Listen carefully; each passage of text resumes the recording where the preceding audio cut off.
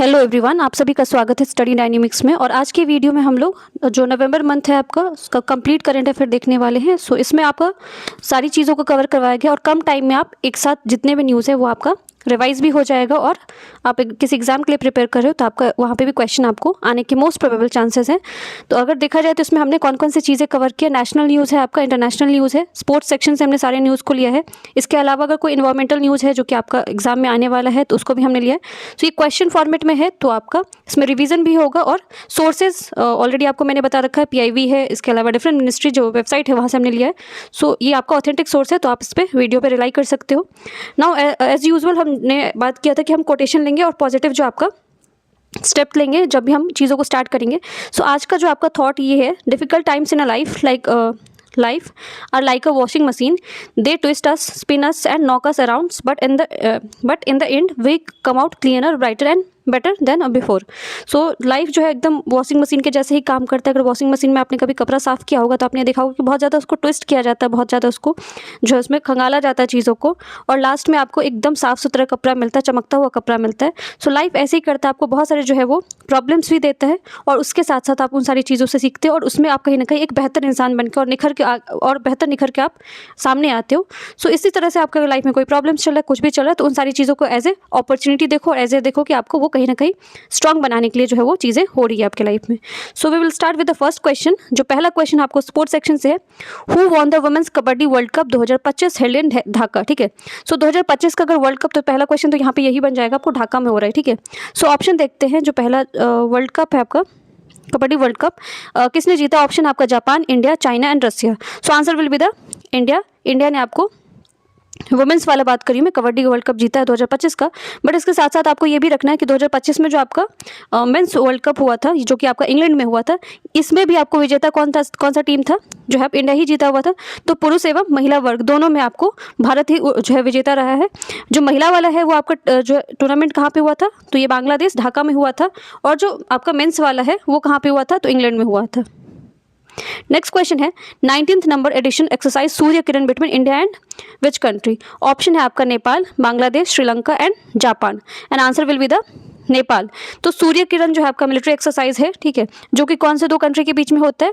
India और नेपाल के बीच में होता है। ये 19वें नंबर का आपका था मिलिट्री एक्सरसाइज। और प्लेसेस भी आपको पूछे जाते हैं कि कहाँ पे ये जो है मिलिट्री एक्सरसाइज, जैसे कि सूर्य किरण है, ये कहाँ पे हुआ था? सो आपका पिथौरगढ़ डिस्ट्रिक्ट है, जो कि कहाँ पे?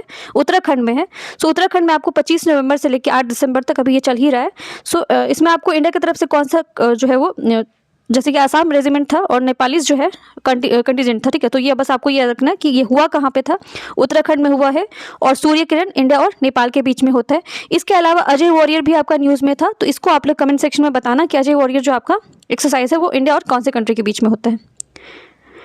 नेपाल के बारे में अगर देखा जाए तो नेपाल का कैपिटल क्या आपका? काठमांडू है। और नेपाल जो है आपका इंडिया का जो है वो इंडिया के साथ बॉर्डर शेयर करता है। और 2025 में नेपाल काफ़ी ज़्यादा न्यूज़ में था। किस चीज़ की वजह से? वहाँ पे आपको जो यंग जनरेशन पॉपुलेशन उन्होंने जो रिवॉल्व किया था, किस चीज़ को लेकर? सोशल मीडिया को बैन कर दिया गया था। तो वहाँ पे प्राइम मिनिस्टर भी आपको जो कि KP ओली थे उनको रिप्लेस कर दिया गया और नेपाल को पहला जो है वुमेन प्राइम मिनिस्टर मिला है, जो कि है कौन है? सुशीला कर्की है। ठीक है, नाउ नेक्स्ट क्वेश्चन है, which novel won 2025 book award in fiction. ठीक है, सो फिक्शन कैटेगरी में 2025 का आपको बुक अवार्ड जो है कौन से नॉवेल को दिया गया? ऑप्शन है आपका the true story of the Raja gullible, B है आपका the teacher of Nomadland, C है सेल्फ हेल्प, डी है आपको इकोनॉमिस्ट। ठीक है, सो इसका आंसर आपको यहीं पे दिख रहा होगा। आंसर क्या है आपका? ए है the true story of the Raja gullible. Next question है, India rank in climate change performance index. ठीक है, तो 2025 का क्लाइमेट परफॉर्मेंस जो है आपका इंडेक्स रिलीज किया गया।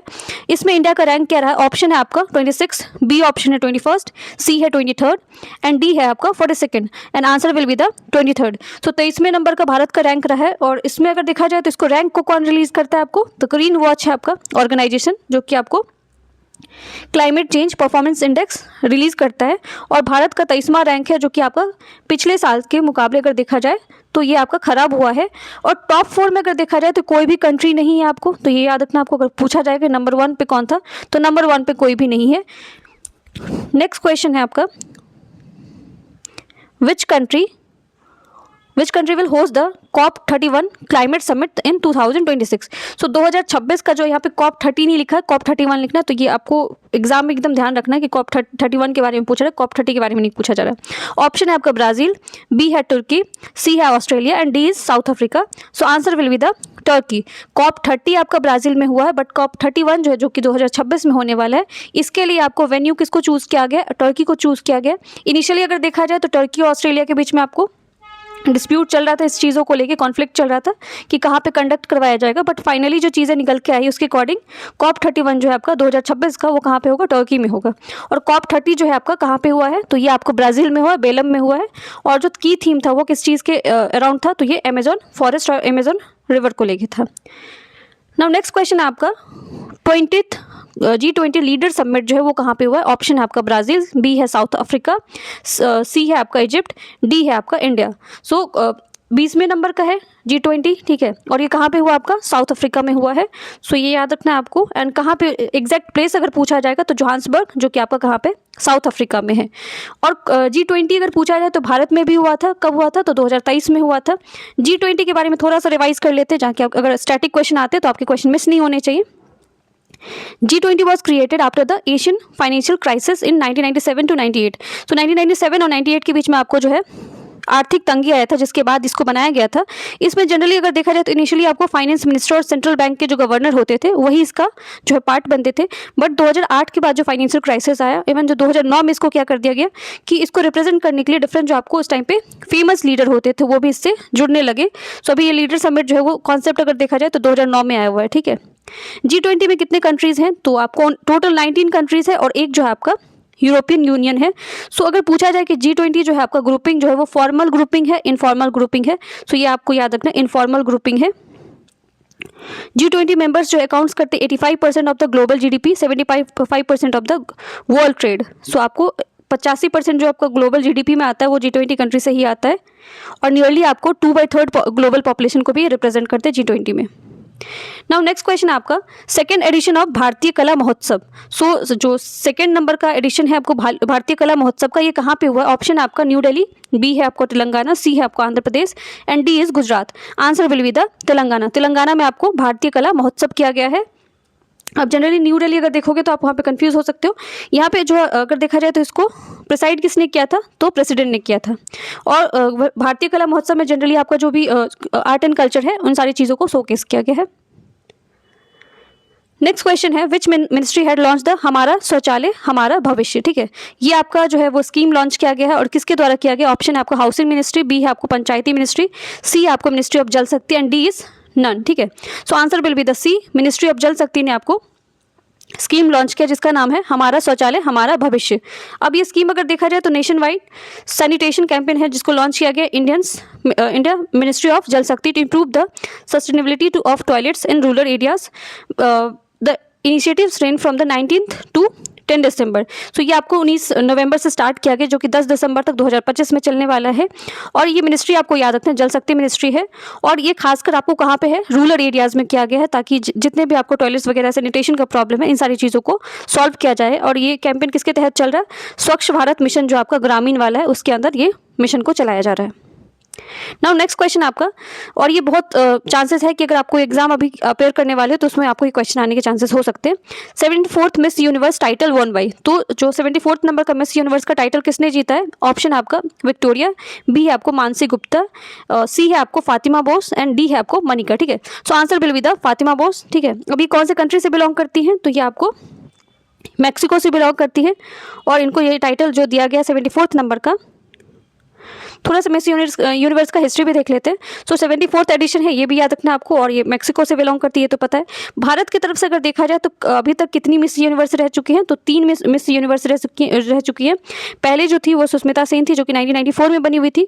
2000 में कौन बनी थी? लारा दत्ता बनी थी। और जो कि 2021 में बनी थी कौन थी? वो हरनाज संधू थी।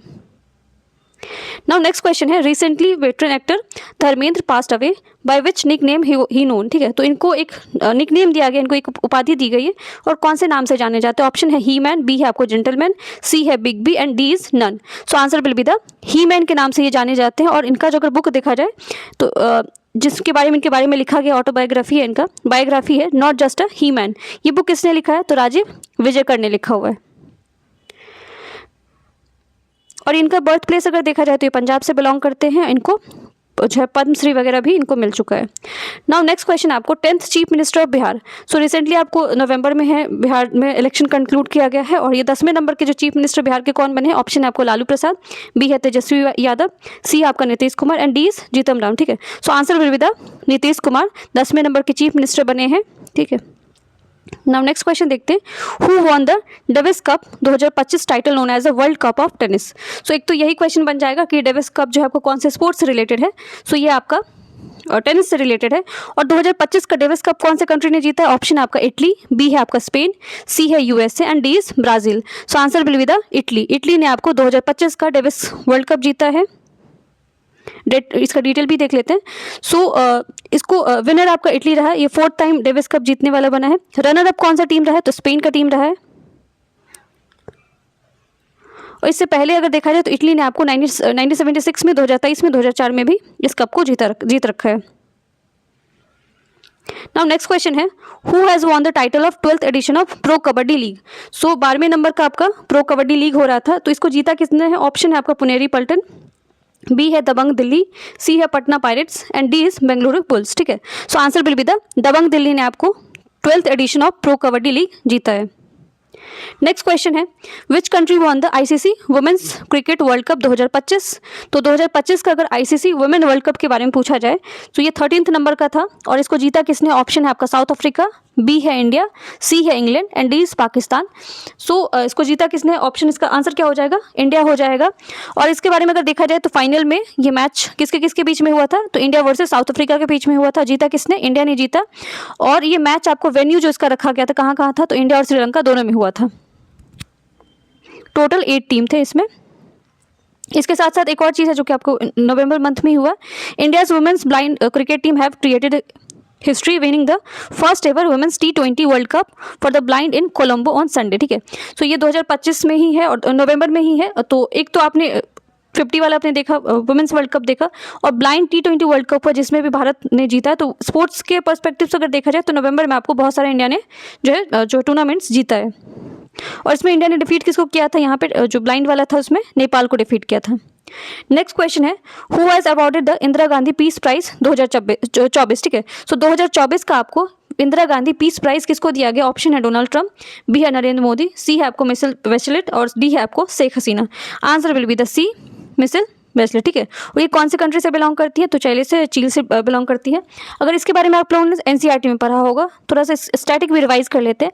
Indira Gandhi prize for peace disarmament जो आपका 2024 का इसको बोला जाता है, मिशेल बेचलेट ये आपको जिनको रिसीव किया है इस अवार्ड को, और इसको अवार्ड दिया किसने इनको? तो ये आपको सोनिया गांधी ने दिया है। इसके अलावा अगर देखा जाए तो ये अवार्ड कब स्टार्ट किया गया था? तो 1985 में किया गया था। नेक्स्ट क्वेश्चन आपको, how many medals did India win in a top Asian archery championship 2025। तो 2025 का आपको एशियन जो है आपको आर्चरी चैंपियनशिप हो रहा था, जहाँ पे भारत ने कितने मेडल को जीता है? तो 10 मेडल को जीता है। 2025 का एशियन आर्चरी चैंपियनशिप जो आपको कहाँ पे हुआ? ढाका में हुआ, बांग्लादेश में, नवंबर 10 से लेकर 14 के बीच में हुआ था। और अगर देखा जाए तो 10 मेडल आपको India topping the medal tally. ठीक है, जो मेडल आपका रैंकिंग है उसमें इंडिया टॉप था, जिसमें इंडिया को 6 गोल्ड मिला है, 3 सिल्वर मिला है, 1 ब्रॉन्ज मेडल मिला है। नेक्स्ट क्वेश्चन है, which word has Cambridge dictionary chosen as its words of the year of for 2025। तो 2025 के लिए कैम्ब्रिज डिक्शनरी ने कौन से वर्ड को चूज किया है word of the year?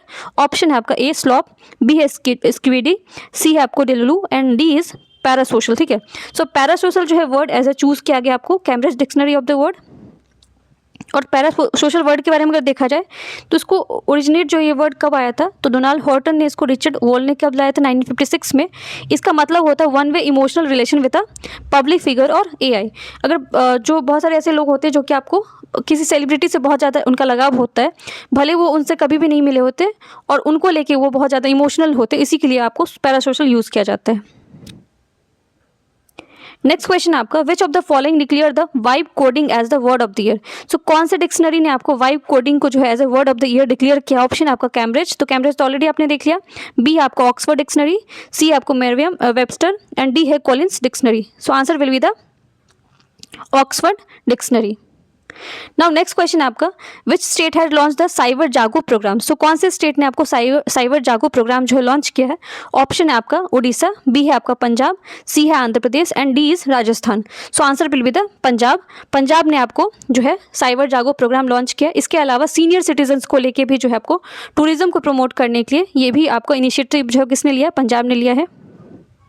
Next question है, how many medals did India's win in Asian youth games 2025 held in Manama Bahrain. ठीक है, सो मनामा बहरीन में आपका एशियन यूथ गेम हुआ था जिसमें भारत ने कितना मेडल जीता। ऑप्शन है आपका 46, बी है 48, सी है आपका 50 and D is 52। Answer will be the 48 medals. 2025 का एशियन यूथ गेम आपका हुआ था मनामा बहरीन में। तो वेन्यू भी याद रखना, डेट कब से कब था, तो अक्टूबर के बीच में किया गया था। इसमें भारत की तरफ से अगर देखा जाए तो 222 एथलीट्स पार्टिसिपेट किया जिसमें 119 वुमेन थी और 103 मेन थे। टोटल भारत ने कितना मेडल जीता है, 48 जीता, जिसमें आपको 13 गोल्ड है, 18 सिल्वर है और 17 ब्रॉन्ज मेडल है। कौन कौन से इवेंट थे इसमें, बॉक्सिंग था आपको, बीच रेसलिंग था, वेट लिफ्टिंग था और कबड्डी था। नेक्स्ट क्वेश्चन है आपका, world peace and security leader award 2025 का वर्ल्ड पीस और सिक्योरिटी लीडर अवार्ड किसको दिया गया। ऑप्शन है नरेंद्र मोदी, बी आपको श्री रविशंकर, सी आपका Rajnath Singh and D is Kailash Satyarthi. Answer will be the Shri Ravishankar को world peace and security leader award 2025 का दिया गया है। नाउ नेक्स्ट क्वेश्चन, ये आपका मोस्ट प्रोबेबल चांसेस किसी एग्जाम में आ सकते हैं। 53rd नंबर के चीफ जस्टिस ऑफ इंडिया कौन बने हैं। ऑप्शन आपका ए सूर्यकांत, बी है आपका बी आर गवई, सी आपको दीपक मिश्रा, डी है आपका इसमें से कोई नहीं होगा आंसर। ठीक है, so answer will be the Suryakant जो है इनको बनाया गया 53rd नंबर का चीफ जस्टिस ऑफ इंडिया। और चीफ जस्टिस से अगर पूछा जाए कि आपको इंडियन कॉन्स्टिट्यूशन में कौन सा आर्टिकल या कौन सा अनुच्छेद रिलेटेड है, तो 124 नंबर का जो 124 आर्टिकल है वो आपका इन्हीं से रिलेटेड है। और चीफ जस्टिस को ओथ कौन दिलाता है, तो प्रेसिडेंट दिलाते हैं। नाउ नेक्स्ट क्वेश्चन है, एशिया मोस्ट हैप्पीएस्ट सिटी। सो एशिया का सबसे खुशहाल अगर सिटी देखा जाए तो ऑप्शन है आपका मुंबई, बी है थाईलैंड, सी है Hanoi and D is Tokyo. Answer will be the Mumbai. इसको रिलीज किसने किया था, तो टाइम्स आउट करके आपका एक जो है वो ग्लोबल सर्वे नेटवर्क है जिसने इसको रिलीज किया था।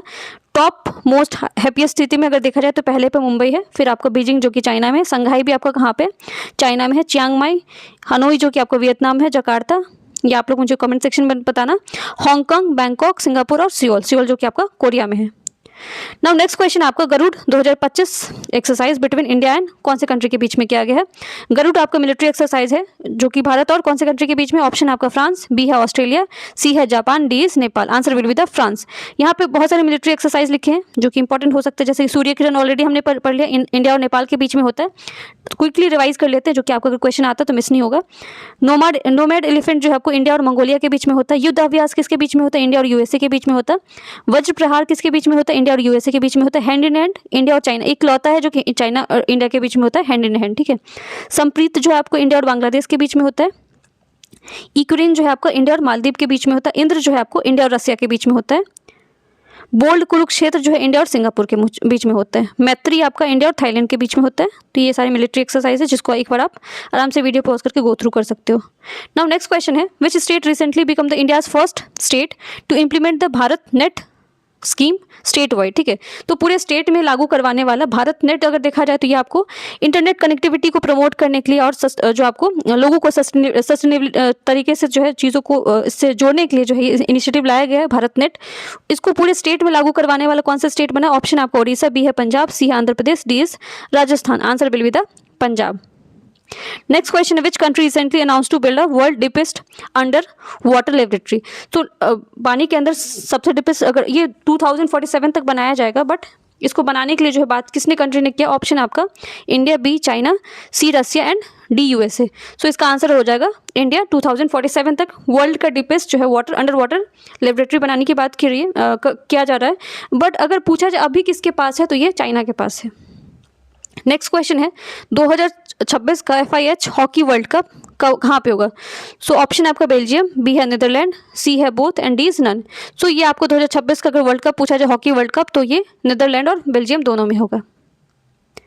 नाउ नेक्स्ट क्वेश्चन है आपका, India second gastronomic category state under the UNESCO. So UNESCO आप एक जो है आपको टाइटल जो है वो जारी करता है, जिसमें आपको गैस्ट्रोनॉमी जो कि आपको फूड से रिलेटेड होता है।